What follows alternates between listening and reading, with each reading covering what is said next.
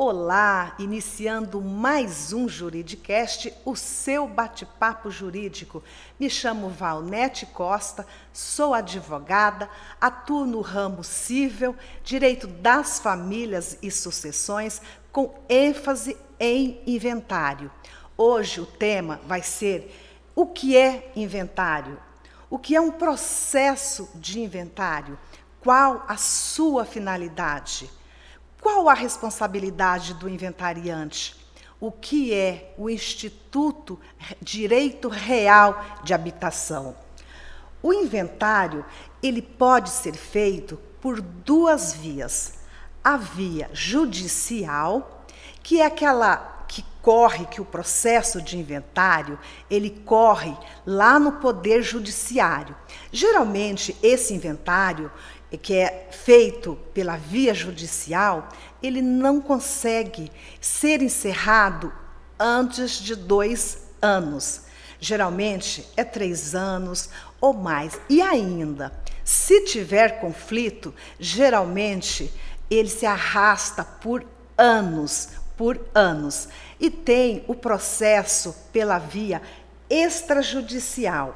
Esse processo, esse inventário que é pela via extrajudicial, ele é feito administrativamente, ou seja, ele é feito num cartório de notas. E o mais legal é que pode ser feito em qualquer cartório de notas do Brasil. Não precisa ser feito aonde os imóveis estão situados. Não precisa ser feito no último domicílio do falecido. Não precisa cumprir esse requisito. Por isso, o inventário extrajudicial, ele se torna, assim, mais célere. O inventário extrajudicial, apesar dele ter os seus requisitos, quais sejam, né? Os herdeiros, eles têm que estarem de comum acordo com a partilha. Não pode ter conflitos, não pode ter brigas. Também não pode ter menor de idade. Se tiver menor de idade, não tem como o inventário ser realizado pela via extrajudicial, que é no cartório de notas. Quanto mais tempo o inventário ele demora para ser encerrado, mais conflitos podem surgir entre os herdeiros, o que não é legal para ninguém. Muito assim, o inventário, quando ele demora para ser encerrado, quando ele vai se arrastando por anos, acaba aparecendo muito mais conflitos. E não é legal porque desgasta todas as partes envolvidas. Há um desgaste emocional. Todas as partes, inclusive para o advogado. Inclusive para o advogado tem esse desgaste. Então, não vale a pena ficar com um conflito dentro de um processo de inventário. Se você tiver a oportunidade de fazer o inventário do teu ente querido pela via extrajudicial, tenta optar por esta via, que é mais célere, com maior rapidez e tem a mesma segurança jurídica, como se tivesse corrido pela via judicial. O inventário, ele tem como função fazer o levantamento e apuração e avaliação de todos os bens do falecido. Esse procedimento, ele visa transmitir a herança líquida deixada pelo autor da herança aos seus herdeiros. Então, o objetivo do inventário é isso, fazer o levantamento, apuração, avaliação dos bens que foram deixados pelo falecido. E o inventário, ele nada mais é que um procedimento com o objetivo de regularizar a transmissão do patrimônio deixado pelo falecido. Como assim? Como as transmissões das relações jurídicas, patrimoniais, ativas e passivas. Identificar, ele também tem como objetivo, identificar os herdeiros do falecido, relacionar os bens, relacionar as dívidas, relacionar os créditos, porque pode ser que esse falecido, ele tinha créditos a receber. Por exemplo, ele tinha um precatório para receber, alguém devia para ele, e se essa dívida está documentada, ela deverá ser levada para o processo de inventário, e assim fazer parte do patrimônio deixado pelo falecido.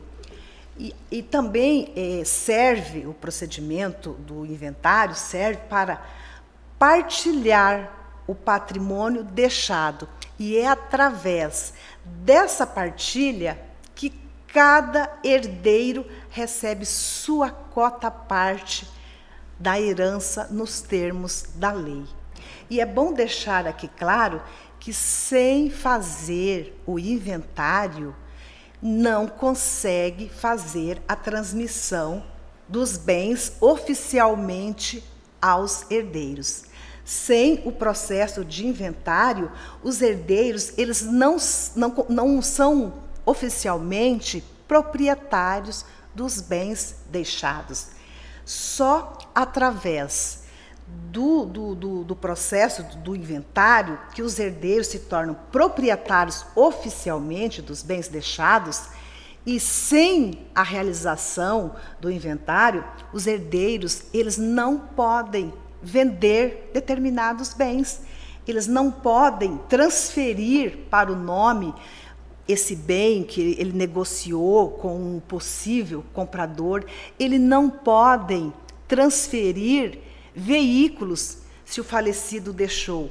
Ele pode até fazer um negócio jurídico, mas transferir esse bem ele não vai conseguir, porque o que ele vai fazer é transferir os seus direitos naquele determinado bem que ele está negociando com uma certa pessoa, mas ele não vai conseguir transferir para o nome daquele comprador. Aquele comprador ele vai ter apenas a posse, mas não vai se tornar proprietário oficialmente daquele bem. Uma outra situação importante trazer aqui é que as dívidas deixadas pelo falecido, elas devem ser quitadas. Não consegue finalizar o inventário se não quitar as dívidas que o falecido deixou. Por exemplo, se o IPTU estiver atrasado, deve-se quitar esse IPTU junto à prefeitura, para que a prefeitura ela espeça a certidão negativa de débitos que esse imóvel tem que anexar essa certidão de matrícula no processo de inventário. Se for uma certidão, não é, aliás, certidão de matrícula não, certidão negativa de débitos junto com a prefeitura. Se for positiva, o inventário não vai andar, vai travar o inventário.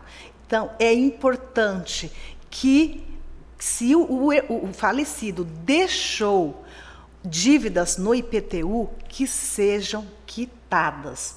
Outra situação também importante é o imposto ITCD.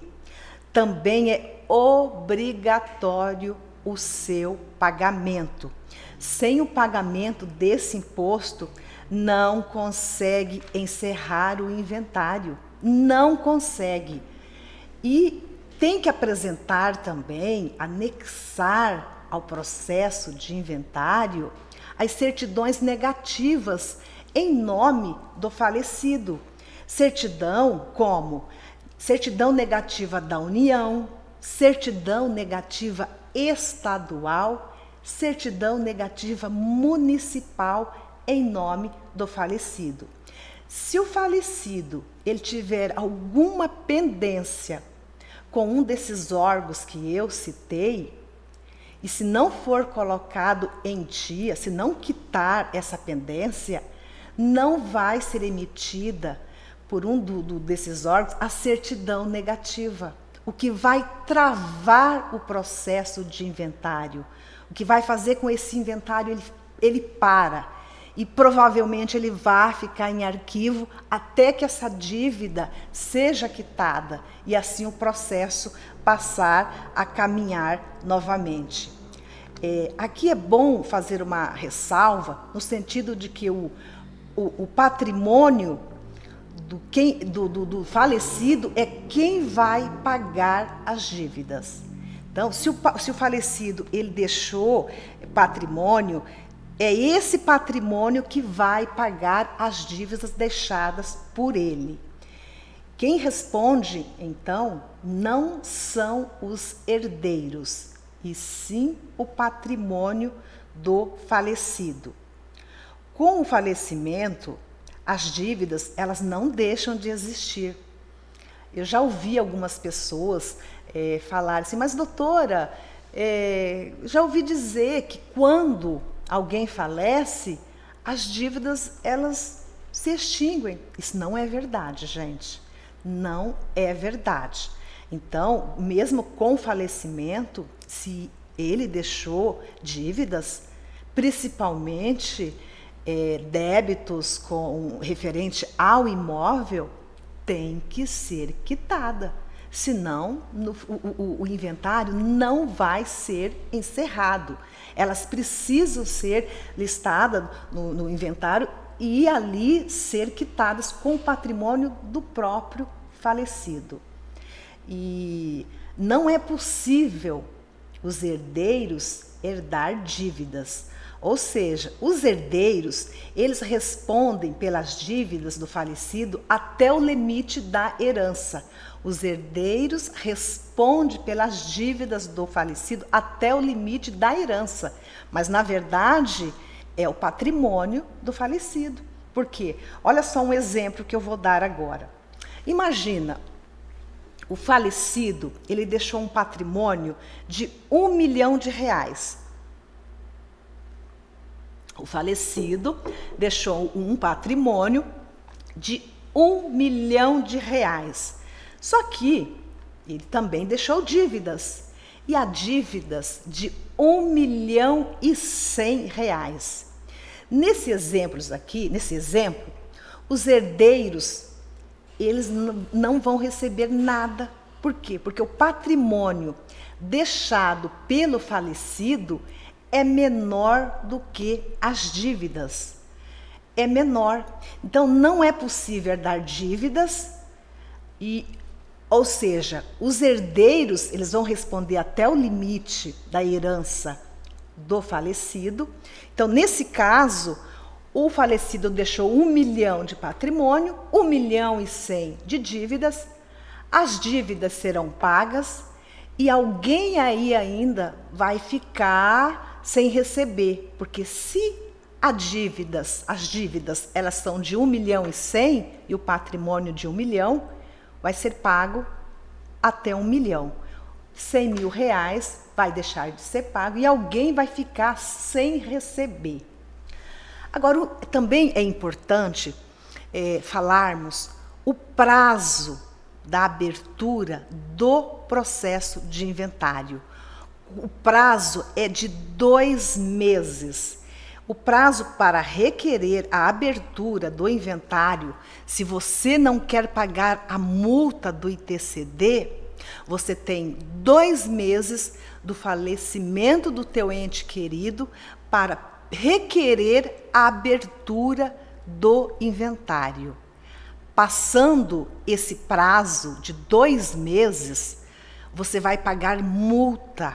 Você vai pagar multa em cima do valor ITCD, em cima do valor desse imposto. Um exemplo. Imagina que João faleceu, deixando 1 milhão de patrimônio. Aqui em Mato Grosso do Sul, a alíquota é de 6% sobre o patrimônio que será transmitido aos herdeiros. 6% de 1 milhão é R$60 mil. E essa multa recairá em cima desses R$60 mil. Agora, o imposto ITCD, ele é um imposto cobrado pela Secretaria de Fazenda, que é a Cefaz. É um imposto estadual. Cada estado tem sua legislação. Por exemplo, aqui, Campo Grande, Mato Grosso do Sul, como eu disse anteriormente, a alíquota é de 6%. Em São Paulo, já é de 4% sobre o patrimônio que será transmitido aos herdeiros. Rio de Janeiro, a alíquota é de 8%. E assim, cada estado ele tem sua porcentagem para a cobrança do imposto ITCD. Cada estado tem sua legislação, cada estado tem sua lei. Então, o que é para Campo Grande não é para o estado de São Paulo, não é para o estado do Rio de Janeiro. Então, se você tem alguma dúvida sobre o imposto ITCD, você vai e tem que dar uma olhadinha na lei, na legislação do seu estado, para você ter mais informações. O inventário, ele precisa de um representante. O inventário, então, ele precisa de um representante. Esse representante, ele é chamado de inventariante. E qual o papel desse inventariante? O inventariante, ele irá administrar os bens deixados pelo falecido. É uma função exercida fora do processo de inventário, em que o inventariante ele deve zelar pelo patrimônio como se seu fosse. Ele deve realizar as despesas necessárias para a manutenção dos bens, podendo ser responsabilizado também o inventariante pela inércia, pela omissão no desempenho de suas funções dentro do inventário. Então, ele pode sofrer penalidades se ele vier omitir algumas informações, se ele tiver a inércia, não está fazendo o inventário caminhar, porque essa é uma das funções do inventariante, fazer o processo de inventário caminhar. É ele, o inventariante, que vai trazer todas as informações que o advogado ele precisa. É o inventariante que vai estar ali junto com o advogado, trazendo todas as informações que precisam. E se ele omitir alguma coisa, se ele ficar inerte, ele pode sofrer aí umas penalidades. E realizar essas despesas dentro do inventário, como eu disse, não significa que o inventariante ele é obrigado a fazer isso com verbas próprias. Não é isso. Não significa ele pagar as dívidas existentes, as dívidas deixadas pelo falecido com seu próprio dinheiro. Não é isso. Ele pode até pagar as dívidas existentes com seu dinheiro, mas aí ele vai cobrar depois, fazer uma petição junto com o advogado que está representando, para que depois, no final, o que ele gastou, que ele pagou, seja descontado na parte que os outros herdeiros irão receber. E se o falecido ele deixou saldo bancário, ele pode pedir para o juiz, através do seu advogado, que seja expedido um alvará para que seja feito o levantamento dos valores que precisa para quitar os impostos, para quitar dívidas deixadas. Tem essa possibilidade também. Agora, se o falecido ele não deixou saldo bancário, ele deixou somente bens, e se um desses bens pode ser vendido, pode requerer ao juiz que expeça alvará para que venda um determinado bem que dá para pagar as dívidas deixadas pelo falecido. Tem essa outra possibilidade. E se não quiser vender nenhum bem imóvel, os herdeiros eles entraram em consenso que não querem vender nenhum bem, e um dos herdeiros tem condições de quitar todas as dívidas deixadas ali pelo falecido, esse herdeiro ele pode sim pagar todas as dívidas, ele pode fazer manutenção nos bens que precisam ser feitos, e depois ele requer para o juiz que esse valor que ele pagou seja descontado no quião de cada herdeiro. Então, existe essa possibilidade. Você está vendo que existem formas para que as dívidas deixadas sejam quitadas. A lei, ela faz justamente isso, ela abre essas oportunidades justamente para que as dívidas, os tributos, eles sejam quitados, porque precisa ser quitado.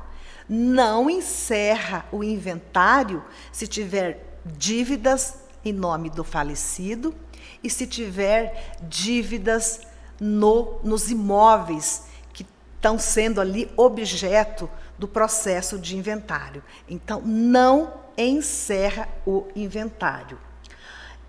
Mas o pedido que o advogado vai fazer para o juiz tem que ser bem fundamentado mesmo, por que quer vender um determinado imóvel, ou por que quer fazer levantamento de uma determinada quantia, porque se não for bem fundamentado, provavelmente o juiz ele não vai deferir esse pedido. Por isso que tem que fundamentar o pedido. E depois, ainda, tem que ir no processo de inventário e fazer a prestação de contas. Com o que foi gasto aquele valor que foi pedido no banco para fazer o levantamento, no que foi gasto o valor da venda de um determinado bem. Tem que ser bem fundamentado, senão o juiz ele não vai deferir o pedido para venda ou para levantamento de valores. E a responsabilidade do inventariante?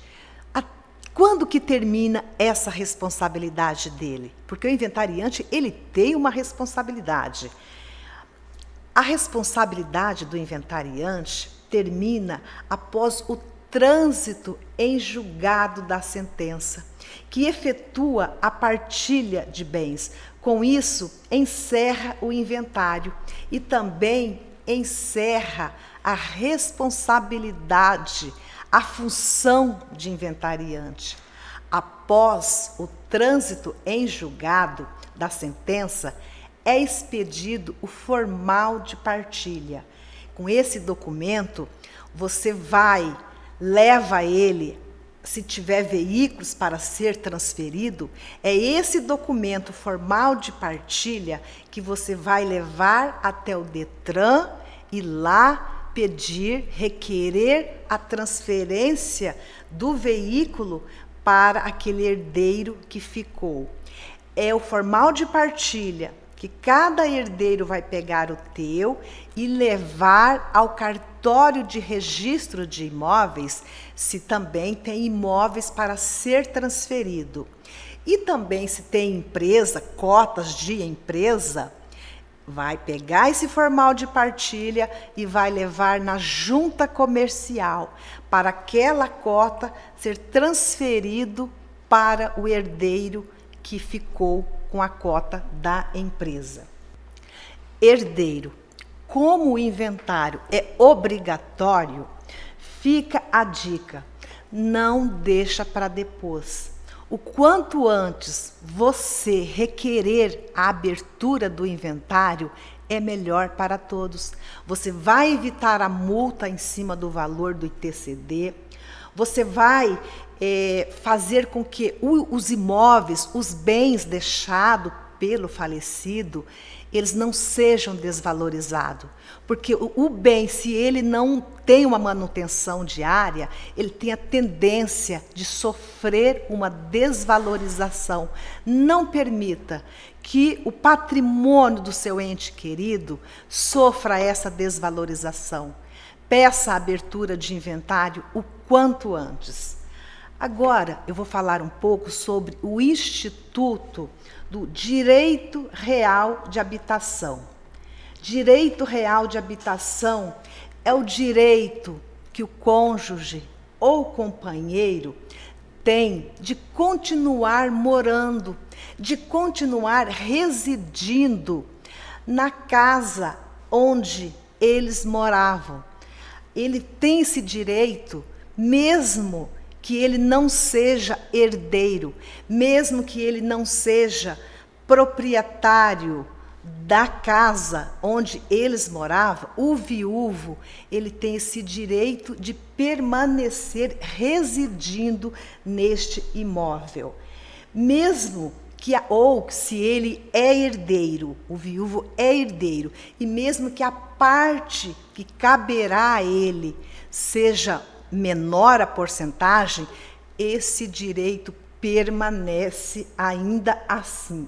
E ainda mais, qualquer que seja o regime de bens, será assegurado ao viúvo, sem prejuízo da participação na herança, o direito real de habitação relativo ao imóvel destinado à residência do casal. O imóvel que era o lar deles, desde que seja o único desta natureza, desde que seja o único imóvel residencial, tá? E eu recebi a seguinte pergunta: doutora, imóvel que ficou gravado com esse direito real de habitação, ele pode ser vendido? Poder, ele pode. Dificilmente vai encontrar um comprador para comprar esse bem. Por quê? Porque mesmo que esse bem ele seja vendido, o comprador ele tem que respeitar o direito real de habitação do viúvo.